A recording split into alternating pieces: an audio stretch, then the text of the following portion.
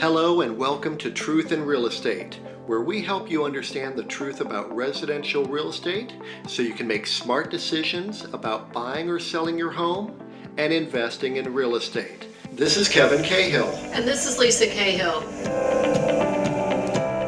Well, hello and welcome to today's episode of Truth in Real Estate. And today we're going to talk about how sellers gain a huge benefit from generating multiple offers when they sell their home. In fact, in our brokerage and in our experience with selling our own homes, the best results have come from generating multiple offers when selling homes for our customers and for ourselves. Well, anytime that you and I have sold a home, we have absolutely crafted that home sale process to generate multiple offers. Absolutely. We absolutely want multiple offers every single time we sell our own real estate. And the reason for that is multifaceted. So let's go into that today. The very strongest reason that I have for generating multiple offers on properties that I own, that we own, is because I want to know without a shadow of a doubt that I have the most money I can possibly get from the marketplace on that particular day or week when I put my home on the market. If I'm ready to make a move, I'm ready to make a move. I'm not trying to do this over the course of the next 3 to 6 to 9 to 12 months. I'm pretty much ready to take action right now so that I can get things lined up so that I can continue moving forward in a positive upward trajectory in my life. And it's amazing how it happens when you have multiple offers. The sale takes place much more quickly. And it's just amazing how it all works together that way. When you have multiple offers, you wring as much money as you can out of that home sale, and it happens quickly, and you're able to dictate the terms. You're really sitting in a really strong position when you craft your strategy to get multiple offers.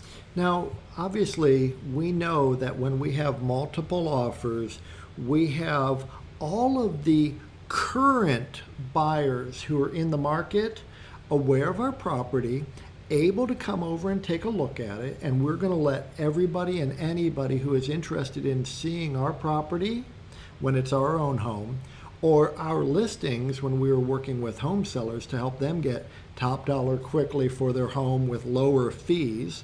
And if you're not familiar with our lower fee, flexible fee model, visit REALean.com to learn more. However, today let's talk about the huge benefit that we have when we know that everyone who could buy our home is aware about our home immediately. They have chosen whether to, yes, come and take a look at the home, or no, I don't even need to go and bother taking a look at the home because I need more bedrooms, I need a larger kitchen, whatever the attribute it is that they're looking for, they're ruling it in or ruling it out. And within the course of about 4 or 5 or 6 days, depending on what day it is of the week that we've put that property on the market, we know that all of the current buyers have been made aware of the property, have had an opportunity to look at it, and have decided whether they will or will not make an offer on that property. Anything beyond that is just new buyers who weren't buyers when we first put the property on the market.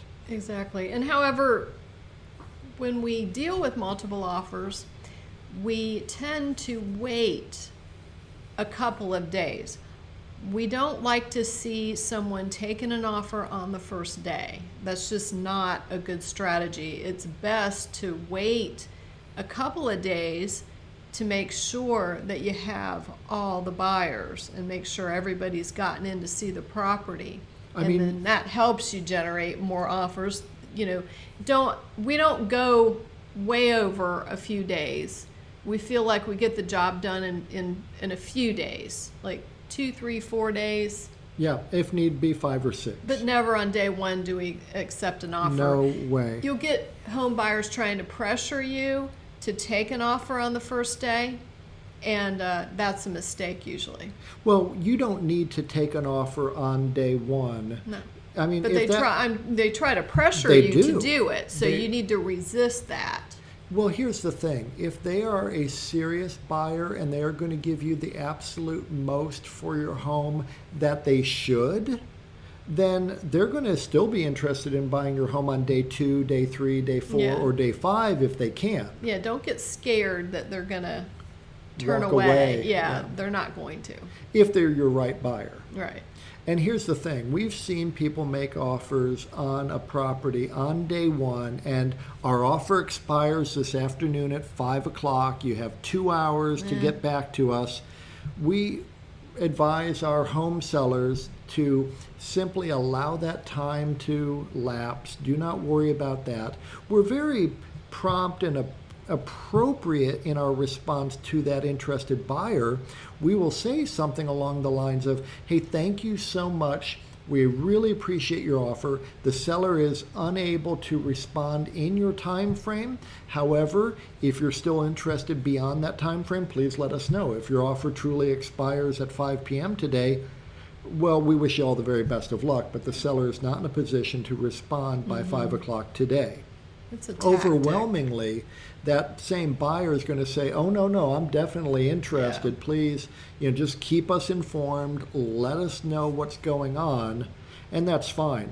I don't begrudge a buyer from using that strategy. I'm just not going to let my seller client be pressured to their own detriment. Right. We have to protect our people with our counsel. Now, the best results that we've ever seen have come from generating multiple offers. And what happens is that the seller is now able to accept an offer from the very best buyer who appears at that moment. Not necessarily the only buyer. Here's my favorite lesson that I've learned over the years. And this is what I call the seller IQ test. If you are a seller, which would you prefer? A, no offers. B, one offer that I may or may not want to even entertain. Or C, multiple offers. And of course, all the sellers we've ever presented with that seller IQ test, they've all passed unanimously. They've all passed. They've all selected that they want multiple offers. They recognize that this keeps them in a position of strength. If they're only dealing with one lousy, finicky, difficult buyer, they're not necessarily in a position to get the top dollar for their home, let alone the secondary and tertiary types of terms that may also be important. Hey, I need you to be out in 4 days. Well, I can't be out in 4 days. Hey, we need you to leave behind all the beautiful art on the wall. The art on the wall's way too valuable for me to leave behind in this home sale. You don't want to be bullied by one ridiculous, difficult buyer. What you actually want as a home seller is to have options, to have choices, to have different possibilities. You can take the cash buyer who probably won't have much of an issue with appraisal, won't have a financing contingency, or you can take the financed buyer who might be willing to offer you a little bit more money. You can take the buyer who is cash and pit them against the buyer who is financed to get all the other terms to be the same. Hey, now we've got all the closing dates to match what we actually need the closing date to be. Now we have all these people doing their home inspections in 7 days or 5 days rather than 2 weeks or 15 days. Being in that position of strength from having multiple offers is so powerful for home sellers. And we also would like to talk about backup offers. and how that makes it where you do have backup offers and you have options. So if you are a seller and you have multiple offers, you not only are talking with your eventual buyer, but you're also talking with other buyers who might come in all of a sudden to save the day if your primary buyer falls to the wayside for any reason. They start asking for too much. We actually had that situation. We've had that situation many times. Even today, I was talking with one of our top agents, and he was talking about how he has multiple offers and that the primary buyer is now wanting tens of thousands of dollars of credits back toward repairs and concessions, and they may not necessarily need to be that willing to work with that buyer because they actually have a backup buyer. That backup buyer may be a far better opportunity. It protects you against being at the mercy of your first buyer. Shall I tell the story of the waterfront home? I would. So we had a property that was for sale by owner. The sellers were asking $1.2 million for sale by owner, and they were having a hard time getting their property sold. And we were recommended to them by their CPA, who has sent us a lot of business in the past, and he's just an absolutely great guy. So they hired us, and we put the property on the market for the same price that they were asking for sale by owner. At first, we got one offer, and it was a lot lower than the sellers had hoped to accept. They were asking $1.2 million. The offer came in at $1.05 million, so $150,000 below where they wanted to be. And the sellers were asking, how do we counter, how do we respond to these people? And I said, well, we've had a lot of interest lately and a lot of showings in the past 2 days, so just hold tight for a little bit. Sure enough, I was calling for feedback and pretty quickly determining that I was going to be getting some other offers coming in. Offer number 2 came in at $1.1 million, so already $50,000 better than the first offer. Then that same day, offer number 3 came in at $1.15 million. So $50,000 better than the prior offer, $100,000 better than the first offer. So I very quickly and strategically counseled the sellers about how we can work this multiple offer situation to their benefit. And we asked for highest and best offers, and we gave a reasonable time frame for those offers. Meanwhile, the property was still being shown to other buyers, and we were looking to see if any of those other buyers would make an offer. The buyer who started at $1.05 million went up to $1.075 million, so they weren't even in the running. Buyer number 2, who was at $1.1 million, went to $1.2 million. They went right up to the asking price. They improved their offer by $100,000. Offer number 3, which was at $1.15 million, went to the asking price plus. And what they did was so smart. They thought, you know what, somebody else is going to go in at the asking price. We're going to go a little bit higher. They went to $1.211 million, which is great.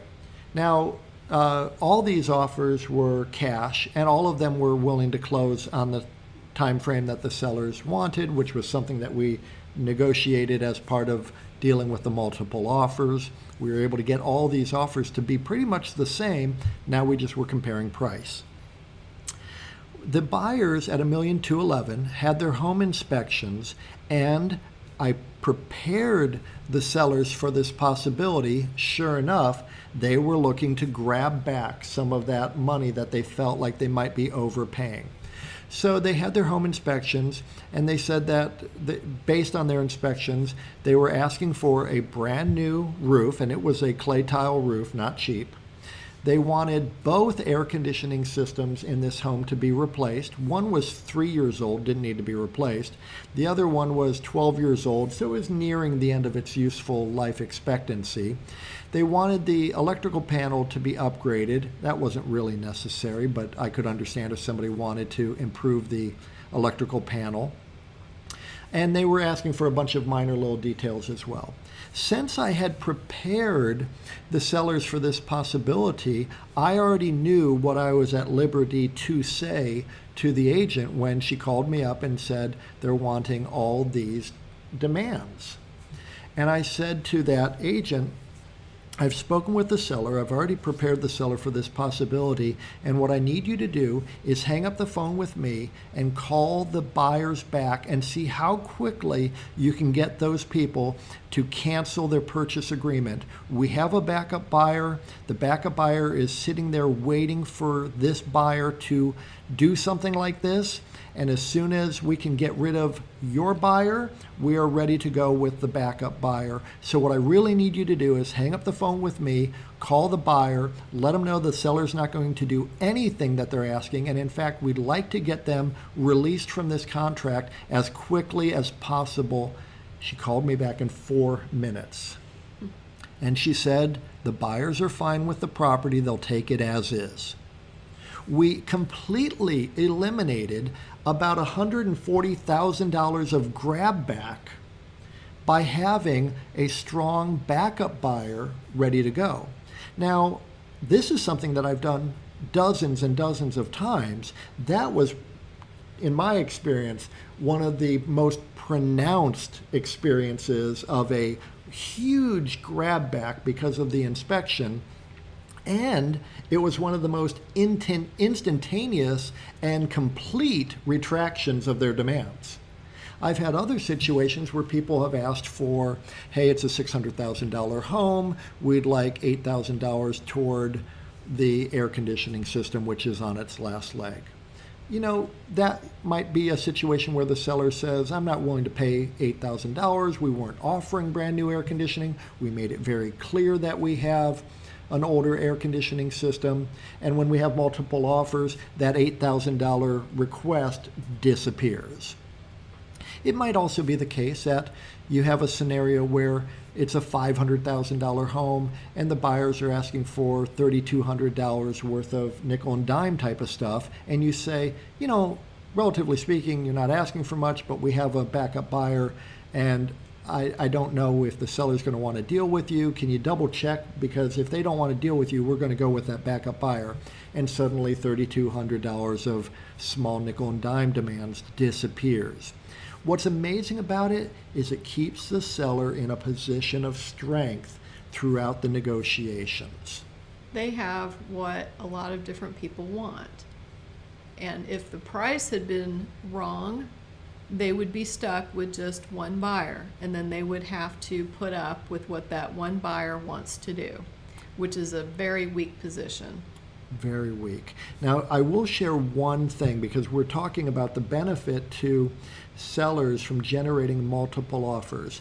We've heard from buyers that we work with ourselves, and we've heard from other real estate agents who are working with buyers, and they don't want to get involved in multiple offers. My buyers don't want to get involved in multiple offers. We don't want to deal with multiple offers.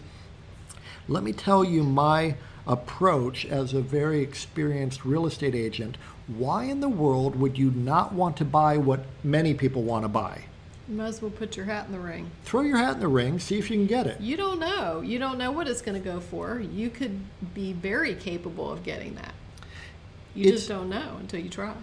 My question is, your buyer then only wants to deal with homes nobody else wants to deal with because they're overpriced? That's what it sounds like. Here's a home that's priced right, which many people find completely acceptable and well worth making an offer on. Why is your person only looking for the garbage that nobody else wants? The overpriced garbage that overpriced junk. You can get for a little bit So less. if you are a buyer, do not shy away from multiple offers. No. I mean, it's obviously a great opportunity for sellers, but in certain markets, in certain locations, in certain areas of the country, there is more demand for homes than there are available homes. Just because something's going into multiple offers doesn't mean you should shy away from it.